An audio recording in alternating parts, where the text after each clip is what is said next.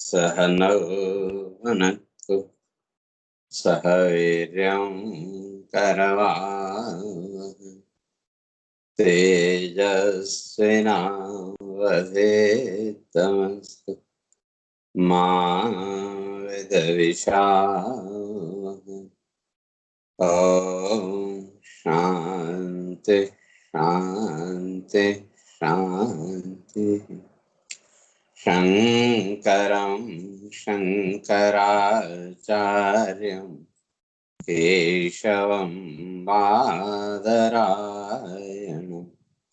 सूत्रभाष्य कृतौ वन्दे भगवन्तौ पुनः पुनः। ईश्वरो गुरुरात्मेति मूर्तिभेदविभागिने व्योमवद्व्याप्तदेहाय दक्षिणामूर्तये नमः। ॐ शान्ति शान्ति शान्ति।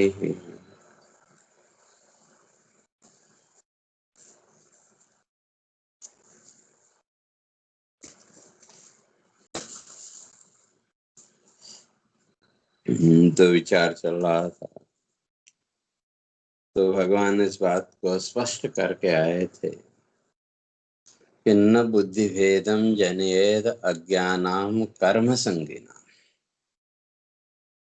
कहते हैं जो अज्ञानी है तो उनका लक्षण क्या, तो कहा कर्म संगिना, जो कर्म और कर्म फल में ही आ सकते, अर्थात जिनकी दृष्टि इस संसार के कर्म और कर्म फल से अभी ऊपर नहीं उठ पाई है। तो ऐसे जो हैं, भगवान कहते हैं न बुद्धि भेदम जनिएत। जो विचारशील व्यक्ति है, जो विद्वान है, जो ज्ञानी है, उसको हाँ बुद्धि भेद पैदा नहीं करना चाहिए। अर्थात सीधे सीधे अगर कहें तो जो कर्मासक्त प्राणी है उसको सीधे सीधे तत्व ज्ञान का उपदेश नहीं करना चाहिए। तो क्यों? क्योंकि वो तत्व ज्ञान का भी अधिकारी है नहीं, बना नहीं, चित्त इतना शुद्ध हुआ नहीं,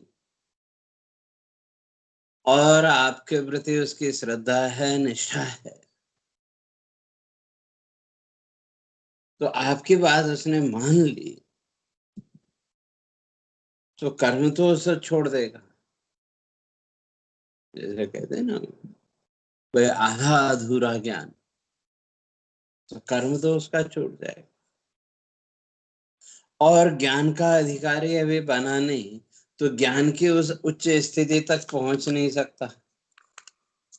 तो ऐसे स्थिति में परिणाम क्या होगा, न वो कर्म का रहा और न ज्ञान का अधिकारी बन पाया, और परिणाम कहीं का भी नहीं रहा। केवल जीवन में फिर विक्षेप और दुख के अतिरिक्त और कुछ नहीं थे। तो इसलिए भगवान कह के आए थे कि वे जो जैसा है, अगर कर्मासक्त व्यक्ति के संगत में पहुंचे तो जोसेद विद्वान कर्माणी,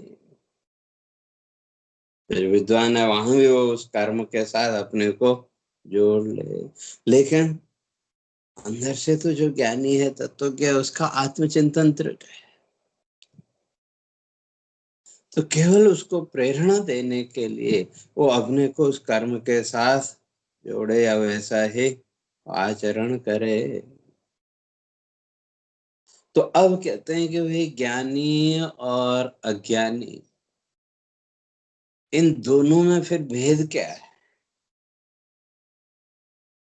तो आगे दो श्लोकों के द्वारा भगवान उस भेद को, उस अंतर को स्पष्ट करते हैं।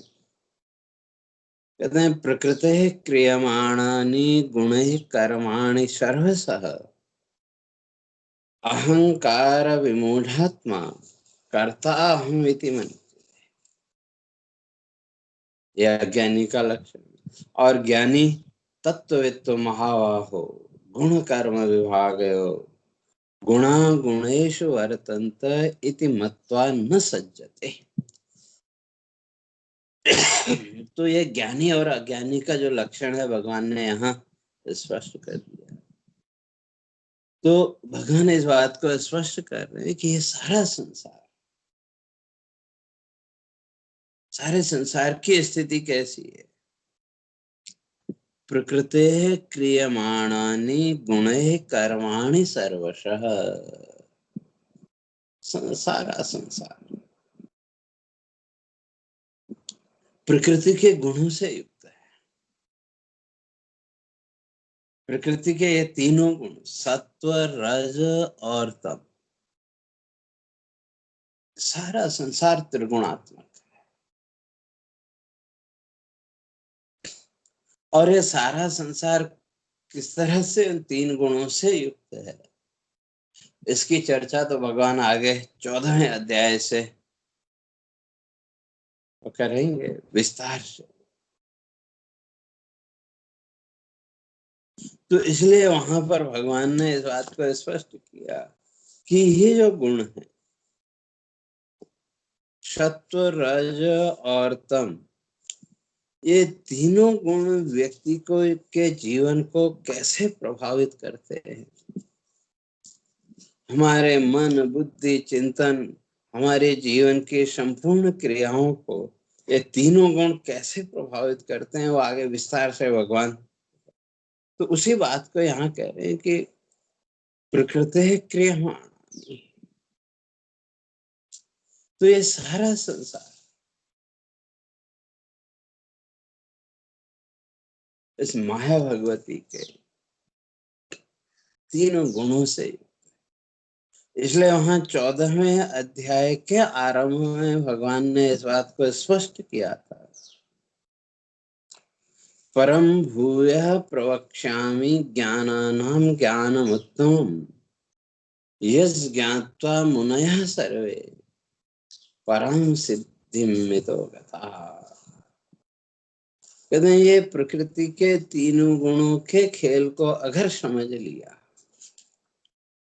तो उसका फल परम सिद्धि, तो जो साधक है वो जीवन में उस परम सिद्धि को प्राप्त कर लेगा।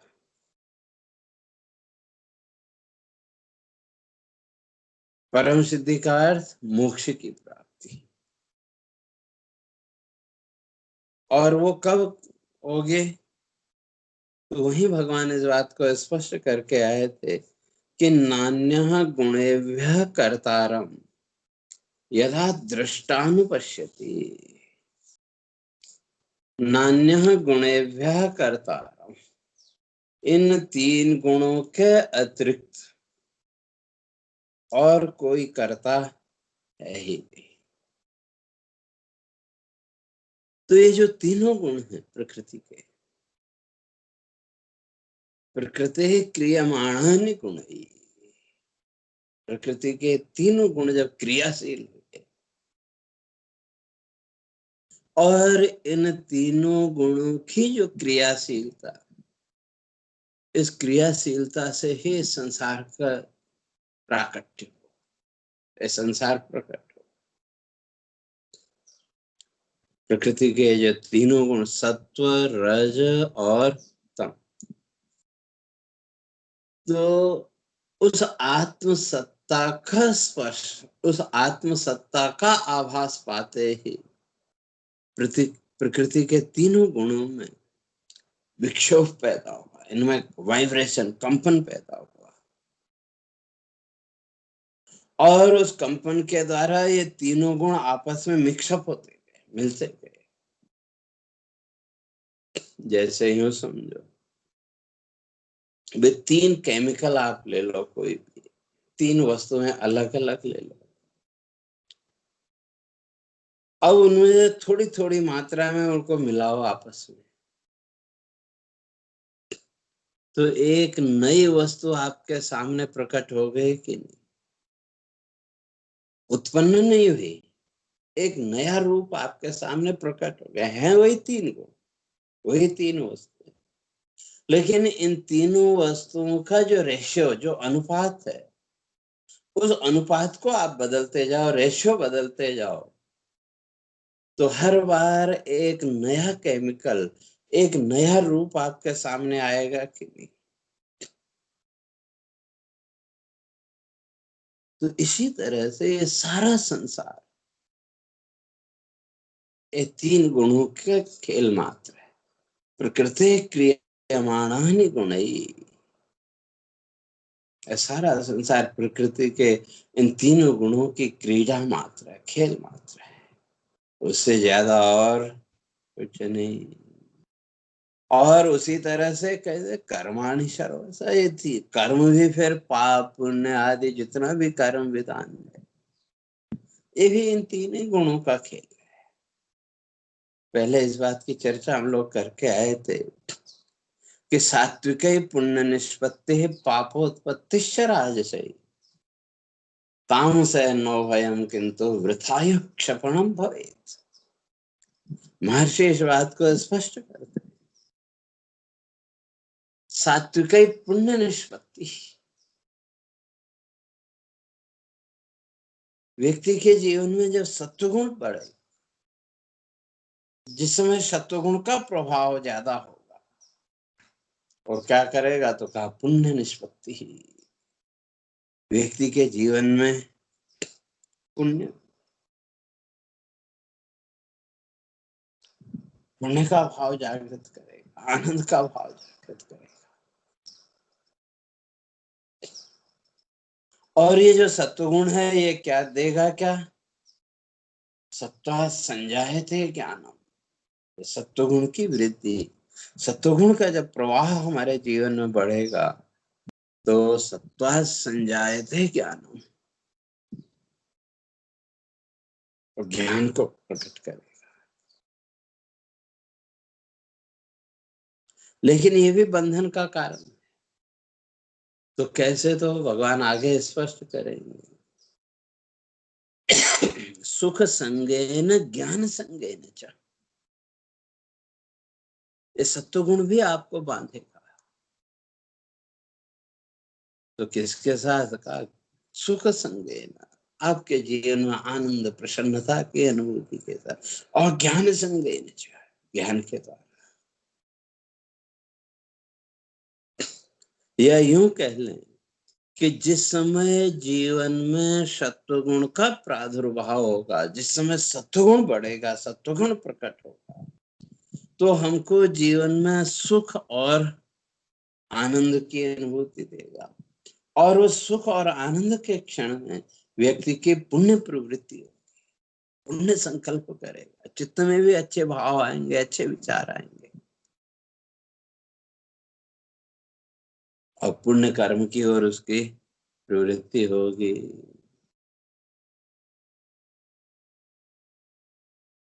और जो रजोगुण है, रजसो लोभ एव च,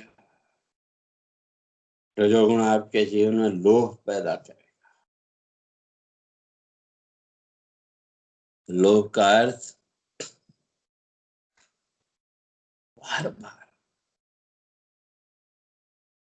इस भौतिक जगत के सुख भोग की इच्छा, पुनः पुनः विषयानुरंजन इच्छा, बार बार इस भौतिक जगत के विषयों में, इस भौतिक जगत के सुख दुख में बंधे रहने की जो इच्छा, उसी का नाम।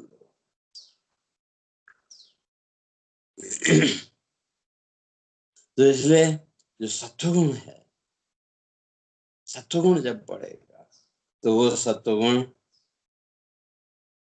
जीवन में ज्ञान और आनंद की अनुभूति कराए,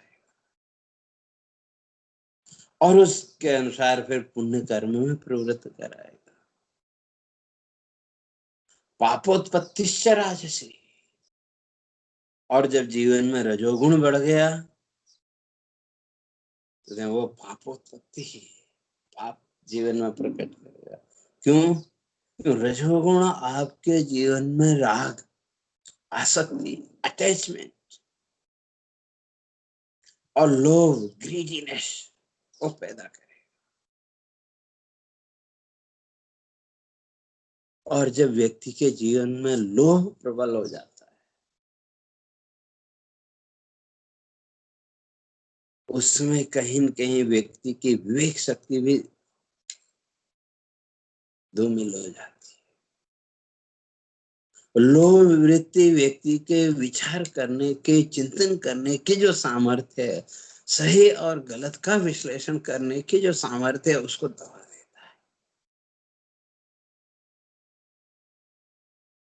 तो इसलिए महर्षि कहते हैं पापोत्पत्तिश्च राजसी।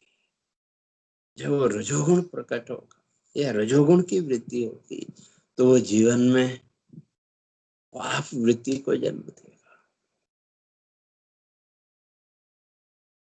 तो रजसो लोभ है विचार, रजोगुण से लोभ आए, और वो लोभ रजोरागात्मकम विद्धि तृष्णा संग समुच्चवम्। भगवान कहते हैं कि रजोगुण जब राग आया, अटैचमेंट, लोभ आदि सब उसी में आ गए, और अकेला नहीं आएगा। तृष्णा संग समुद्भवम, अपने साथ में तृष्णा भी लाएगा। तृष्णा अतृप्ति का भाव, अनसेटिस्फैक्शन। और जब वो संतुष्टि का भाव नहीं है, असंतोष का भाव जीवन में है, और उसके साथ लोभ वृत्ति भी पैदा हुई, तो उस स्थिति में फिर व्यक्ति पाप में उसकी प्रवृत्ति हो। क्योंकि रजोगुण की अवस्था में अपना स्वार्थ, सेल्फिशनेस वो प्रबल हो जाएगी। और जो तमोगुण है, अज्ञान, निद्रा, आलस्य, भ्रांति, आपके जीवन में भ्रम, इल्यूजन पैदा करेगा।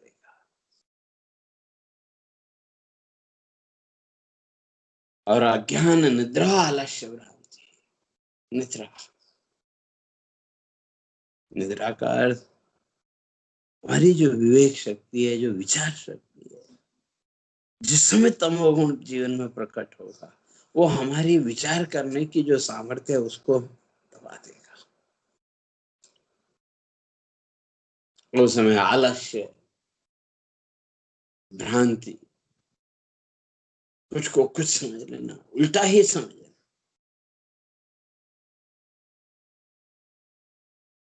तो ये तीनों गुणों के कार्य हैं। और फिर जैसा गुण का उद्भव होगा, वो गुण अपने अनुसार फिर व्यक्ति की मनोवृत्ति को भी वैसे ही डाइवर्ट करेंगे। हमारे मन का चिंतन, हमारे विचार की जो सामर्थ्य है, वो सामर्थ्य भी फिर जैसे गुणों का उद्भव होगा, उस गुण के अनुसार व्यक्ति की सोचने समझने की शक्ति, सामर्थ्य वो प्रकट होगी। और फिर उसी के अनुसार उसकी कर्म में प्रवृत्ति होगी, पाप पुण्य आदि जो भी कर्म। और इस संसार में जितने भी प्राणी, केवल मनुष्य ही नहीं, पशु पक्षी आदि जितने भी प्राणी, जितने भी वनस्पति, जितने भी पदार्थ इस सृष्टि में, सब इन तीन गुणों से। इसलिए भगवान यहाँ स्पष्ट करें, प्रकृति क्रियमाणानि गुण कर्माणि सर्वशः। ये जो माया भगवती है, जो प्रकृति, और प्रकृति का अर्थ सत्व, रज और तम, इन तीनों की जो साम्यावस्था है, उसका नाम है प्रकृति। अब प्रकृति स्वभाव, लोग अर्थ में प्रकृति का अर्थ स्वभाव, तो अर्थात जिसके जीवन में इन तीन गुणों की जैसी व्यवस्था होगी, तीनों गुण हैं। कोई भी प्राणी इन तीन गुणों से मुक्त नहीं है। लेकिन जिसके जीवन में इन तीन गुणों की जैसी स्थिति,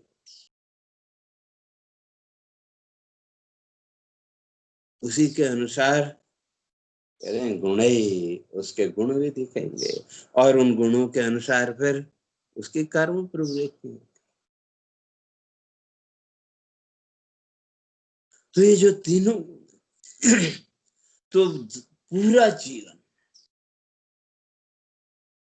इन तीन गुणों के अधीन, और उसी तरह से जीवन के अंतिम क्षण में भी फिर यही तीन गुण रहेंगे। तो ये जो तीनों गुण हैं, विस्तार से तो चर्चा आगे होगी, तो संक्षेप में यहाँ ये समझो कि भाई हमारे जीवन के जितने भी कर्म, व्यक्ति का जो स्वभाव है,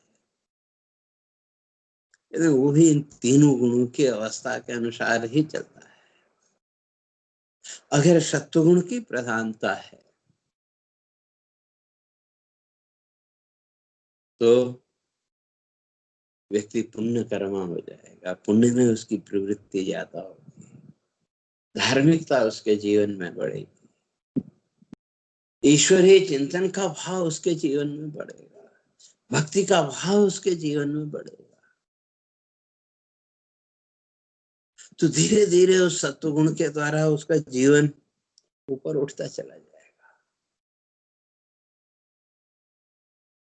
क्यों? सत्वगुण सत्वा संजायते ज्ञान, सत्वगुण में ज्ञान वृत्ति है, वो आपके अंदर ज्ञान वृत्ति को पैदा करेगा और आपको उस पुण्य कर्म की ओर जीवन में अग्रसर करेगा। चाहे वो ईश्वर चिंतन रूप पुण्य कर्म हो, भक्ति रूप पुण्य कर्म हो, या लौकिक हो।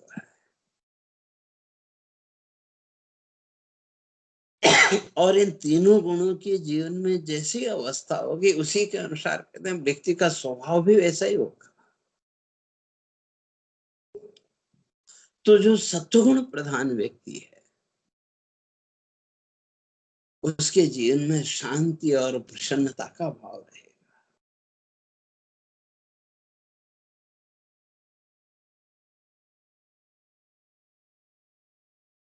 जीवन के हर परिस्थिति में वो सत्वगुण का जो प्रभाव है, उस सत्वगुण का प्रभाव उसकी ज्ञान वृत्ति को जागृत रखेगा। और जब वो ज्ञान वृत्ति उसकी जागृत है, तो धीरे धीरे उस ज्ञान के द्वारा उस अपने आप को एक सौम्य भाव, शांत भाव में स्थित रखने में वो सफल होगा। इसलिए ज्ञान प्रधान जीवन या शांति प्रधान जीवन और सत्वगुण की विशेषता। और रजोगुण रजो रागात्मकम विद्धि, भगवान कहते हैं रजोगुण को रागात्मक आसक्ति, अटैचमेंट। तो जिसके जीवन में रजोगुण ज्यादा हो, एक्टिविटी, क्रियाशीलता ज्यादा,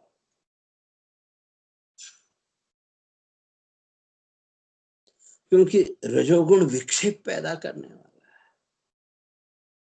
सत्वगुण आपके जीवन में ज्ञान और प्रसन्नता के भाव को प्रकट करने वाला, रजोगुण आपके जीवन में विक्षेप, डिस्टरबेंस बढ़ाने वाला, और तमोगुण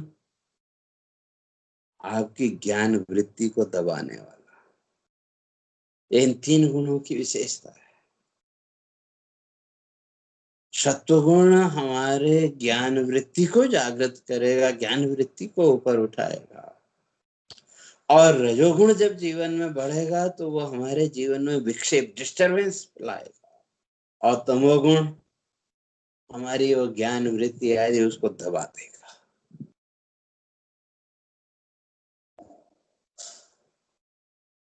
फिर जैसा जिसके जीवन की स्थिति होगी, कहते हैं वैसे ही कर्माणि सर्वथा, तो वैसा ही वो कर्म करेगा। पाप पुण्य आदि जो भी है।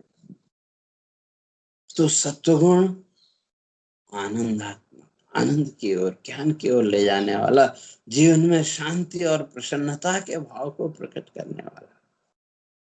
तो जिसका सत्वगुण, जिसने पढ़ा लिया या जो सत्वगुण प्रधान व्यक्ति है, उसको हम इस संसार में देवता तुल्य मानते हैं। लोक व्यवहार में भी जो व्यक्ति सबके हित में लगा हुआ है, सबकी भलाई में जो लगा हुआ है, जिसके मन में किसी प्रकार का छल कपट राग द्वेष नहीं है, किसी से किसी प्रकार की ईर्ष्या आदि नहीं है, तो ऐसे व्यक्ति को हम क्या बोलते हैं? लोक व्यवहार में भी कहते हैं अमुक तो बड़ा देवता आदमी है।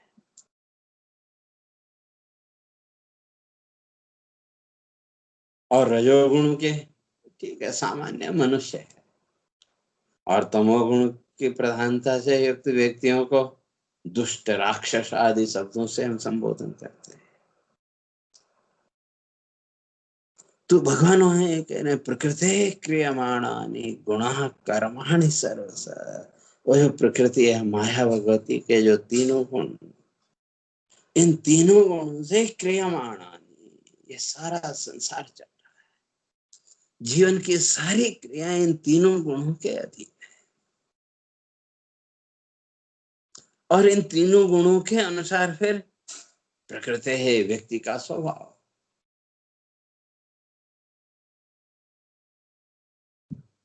तो दैवी स्वभाव, मानुषी स्वभाव और राक्षसी स्वभाव, तीन प्रकार के स्वभाव यहाँ देखने को मिलेंगे संसार में।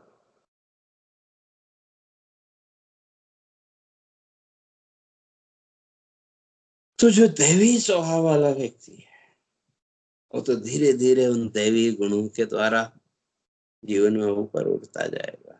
तो उसमें अभयम सत्व संशुद्धि ज्ञान योग व्यवस्थिति दानम दपस्थ, और भगवान आगे स्पष्ट करेंगे। सत्व संशुद्धि, उसका सत्व वो अपने अंतःकरण को धीरे धीरे शुद्ध करता चला जाएगा। और रजोगुण संसार वृत्तियों को जन्म देगा। रजोगुणी व्यक्ति साधना करेगा, साधना तीनों ही करेंगे। सात्विक व्यक्ति भी करेगा, राजसी व्यक्ति भी करेगा, और तामसी भी करेगा। लेकिन जो सात्विक गुणों से युक्त जो व्यक्ति है, वो साधना कर रहा है, तो वो किसके लिए? तो शास्त्रकार कहते हैं कर्म निर्हारम उद्देश्य। सात्विक व्यक्ति भी साधना कर रहा है, ईश्वर की उपासना भक्ति सब कुछ करेगा, लेकिन किसके लिए? कर्म निराहार उद्देश्य, इस संसार के कर्म बंधन से मुक्त होने के लिए। और रजोगुण प्रधान व्यक्ति भी साधना करेगा, तो वो किसके लिए? संसार सुख दुख भोगार्थम, वो इस संसार के सुख दुख के भोग के।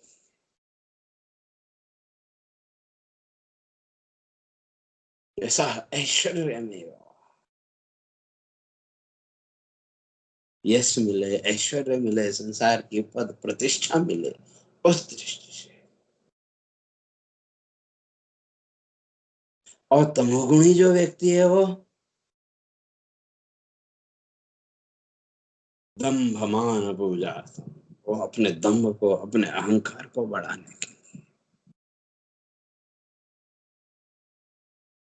हिंसा वृत्ति को बढ़ाने।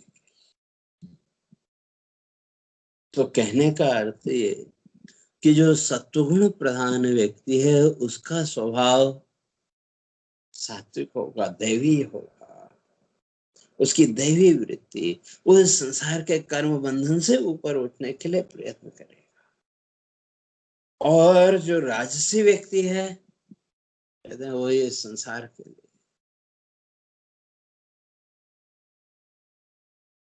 संसार के यश प्रतिष्ठा के।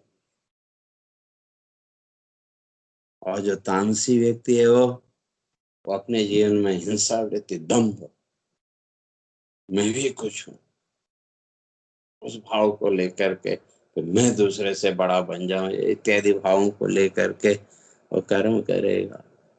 तो अर्थात ये तीन प्रकार के जो जीवन की वृत्तियां हैं, ये इन तीन गुणों के द्वारा चल रही है। तो अब जो अज्ञानी है, चाहे वो सत्वगुण प्रधान हो, रजोगुण प्रधान हो या तमोगुण प्रधान हो, क्योंकि रजोगुण और तमोगुण ये तो, इनमें तो अविद्या है, सत्वगुण में भी अविद्या है। इसलिए भगवान आगे 14वें अध्याय में इस बात को स्पष्ट करेंगे, तीनों गुण बंधन के कारण है।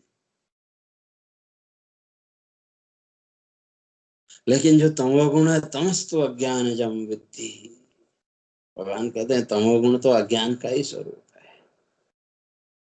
और रजोगुण की अवस्था में 50-50,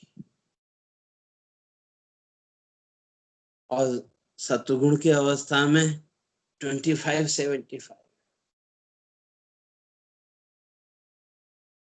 सत्वगुण की अवस्था में ज्ञान की प्रधानता है, लेकिन अज्ञान मिट गया ऐसा नहीं, अज्ञान वहां भी है। तो वो जो अज्ञान है, वो जो अविद्यावृत्ति है, तो अब इन गुणों को, इन कार्यों को, है प्रकृति के कार्य, माया के इन तीन गुणों का सारा कार्य संसार है। चाहे हमारी सात्विक साधना हो, राजसी हो, तामसी हो, जो कुछ भी हमारी चित्त वृत्तियां, जो कुछ भी हमारी मनोवृत्तियां बन रही हैं, भगवान कहते हैं वो इन तीन गुणों के द्वारा ही प्रेरित है। लेकिन अहंकार विमूढ़ात्मा कर्ता हम मिति मन्यते, इसलिए यहाँ संबोधन भगवान कर रहे हैं, विमूढ़ात्मा, अहंकार में जिसने अपने आप को बांध लिया। अहंकार विशिष्टता का भाव, मैं दूसरे से विशेष। उस अहंकार से युक्त जो व्यक्ति है, कहते हैं वो तो क्या मान लेता है, कर्ता हम मिति मन्यते, अपने आप को कर्ता मान लेता है कि मैं करने वाला हूं, मैंने ऐसा किया। लेकिन सभी गुण ही करा रहे हैं, तीनों गुण करा रहे हैं। इसलिए भगवान आगे स्पष्ट करेंगे कि नान्यः गुणेभ्यः कर्तारं यदा दृष्टानुपश्यति। जिस दिन साधक को यह बोध हो गया कि नान्यः गुणेभ्यः कर्तारं, इन तीनों गुणों के अतिरिक्त और कोई कर्ता है ही नहीं, जिस दिन ये बोध हो गया का, उस दिन वो इस गुणों के बंधन से ऊपर उठ जाएगा। तो इसलिए यहाँ भगवान कह रहे हैं अहंकार विमूढ़ात्मा, जो अपने अहंकार में बंधा हुआ है, तो वो अपने को कर्ता भोक्ता मान लेता है। और जब कर्ता भोक्ता मान लिया तो फिर नए संकल्प करेगा, और जब नए संकल्प करेगा तो उसका फल भोगने के लिए फिर जन्म लेना पड़ेगा, और जन्म लेगा तो फिर वही संकल्प संस्कार, वो संस्कार फिर आगे उससे संकल्प कराए। तो इस तरह से उसका जो जीवन चक्र है वो चलता रहेगा। तो इसलिए अहंकार विमुढ़ात्मा, अहंकार बद्ध जो व्यक्ति है, वो तो अपने को कर्ता मान लेता है, और कर्ता मान के फिर इस संसार के बंधन में मरता है। और जो ज्ञानी है, गुणा गुणेषु वर्तन्ते इति मत्वा न सज्जते, तो ज्ञानी इस बात को समझता है कि गुणा गुणेषु वर्तन्ते, गुण अपना कार्य कर रहे हैं, इसलिए ये जान करके न सज्जते, वो इसके साथ अटैच नहीं होता है।